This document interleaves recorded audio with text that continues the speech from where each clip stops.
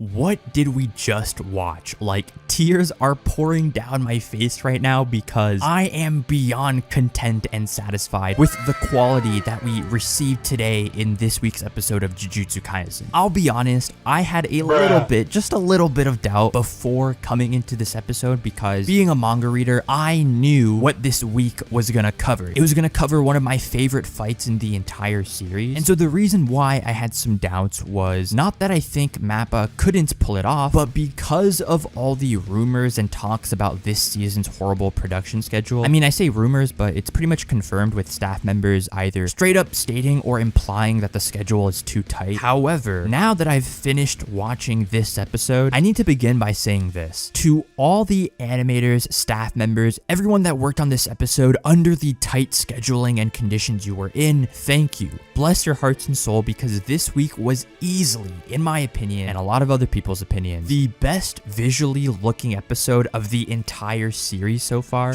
Okay, the art and compositing alone looked phenomenal. The colors, the neon lighting, that cyberpunk-ish aesthetic. I don't know, the anime really does a good job of emphasizing that surrounding atmosphere, because at the end of the day, you have to remember that this fight is taking place at the Tokyo Shibuya metro station, a real-life place in Tokyo, Japan. And so I love how the colors and lighting illuminating from the station's signs, advertisements, the walls, etc. It just really gives you that modern shonen vibe. You know, they ain't fighting in some forest, temples, or ruins. No, they are fighting in a modern subway station. And then later they fight in a bathroom. Like, guys, there's not many shonen fights as epic as this that takes place in a freaking bathroom. And so I like how all the visual elements really helped highlight that present day or recent time anime feeling. The next thing I want to talk about is the blood manipulation technique. Every time they shot in first person was super sick. It was like Choso shooting a laser beam in a video game or something. Visually, it looked amazing too. I mean, that simple texture on the blood and the saturation on the red, it was so appealing to look at, especially when it was moving or when Choso is just unleashing it towards Yuji. The blood animation was so smooth. Oh my god, in the bathroom too, when Choso shot it through his fist like he was Wolverine with blood claws, and then Yuji like widens his legs to drop and dodge the blood from above. Yeah, just satisfying to see. I also liked how it emphasized the compression of the blood, so it's very condensed to a point where even if both Yuji and Choso are underground in the subway, when the piercing blood hits the roof, it cuts through the surface and even pierces above ground level. I don't think I noticed that in the manga. This might have been an extra detail, and if it is, then heck yeah, it just goes to show the anime's passion and their close attention to detail with the story. Oh, and also that shot of Choso like warping his blood manipulation to a circular radius, and the outline of that circle is what gets pierced. That was so cool. Again, these little extended scenes or details are very much appreciated. Now, hand-to-hand close quarter combat will always be my favorite style of fighting in shonen. It's why I love Naruto so much. And so again, being a manga reader, I knew that this episode was going to feature a lot of hand-to-hand action. Now, season 1's hand-to-hand looked amazing. That's obviously because the director, Sung-ho Park, is one of the most talented action choreographed animators in the Japanese industry. And so now with Park being gone for season 2, a lot of people were concerned if JJK's action, particularly the hand-to-hand scenes, were still going to be as badass as season 1. And I'll be honest, prior to this episode coming out, so not including Yuji versus Choso, disregarding the whole terrible production schedule stuff, I think the hand-to-hand that we've seen from episode 1 to episode 12, which granted it wasn't a lot, I think it's just been